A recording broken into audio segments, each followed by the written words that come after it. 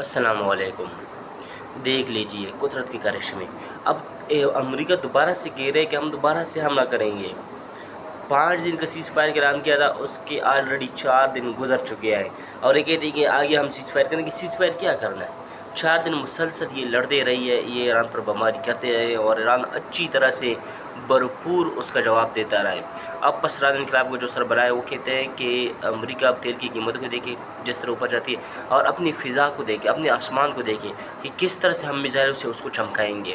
تو دیکھتے ہیں اب کیا ہوتا ہے۔ لیکن جو ابھی تک آفیشلی یہ بات ہو رہی ہے کہ ہو سکتا ہے کہ ایران نے ایسی میزائل، ایسی ٹیکنالوجی حاصل کی ہو جو امریکہ تک مار کر سکے۔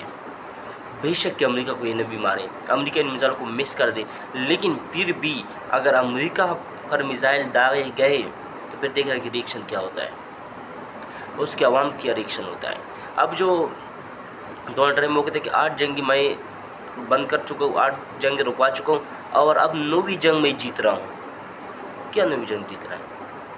8 جنگ جب رک چکی ہے تو آپ یہ کہہ سکتے ہیں کہ 9ویں جنگ میں روک رہا ہوں، لیکن آپ روک نہیں رہا، آپ اس مسلسل ہوا دے رہی ہے، اس جنگ کو بے جا شروع کیا، اور اب کیا ہو رہا ہے؟ پرسوں جو ایران نے جو میزائل پھینکے تھے تل ابیب پہ، جو اسرائیل کا دارالحکومت ہے، اب وہ اس کو دارالحکومت اپنا ان کے نہیں مانتے، وہ کہتے ہیں کہ نہیں، یہ ہمارا دارالحکومت جو ہے وہ یروشلم ہے جہاں پر بیت المقدس واقع ہے۔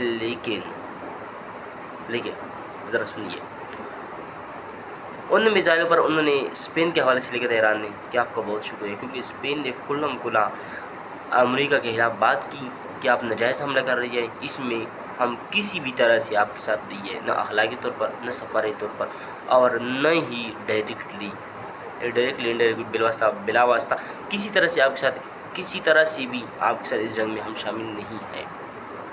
اب دیکھیے آگے کیا ہونے والا ہے۔ ایران اس وقت بہت سی یعنی عجیب سی سچویشن میں ہے۔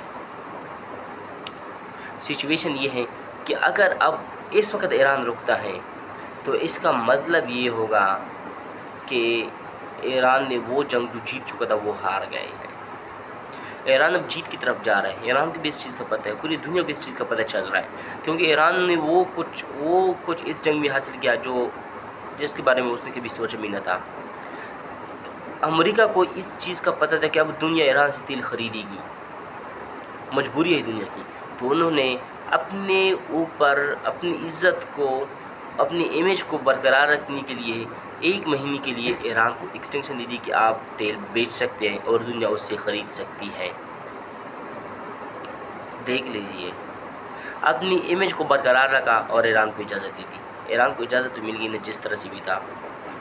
ایک دوسرا یہ کیا وہ اپنے ہرموز سے ٹکس پہ جہازوں کو چھوڑنے لگا ہے کہ ٹیکس $2 ملین دیں گے تو جہاز کو جائیں گے، ادروائز کوئی جہاز نہیں جائے گا۔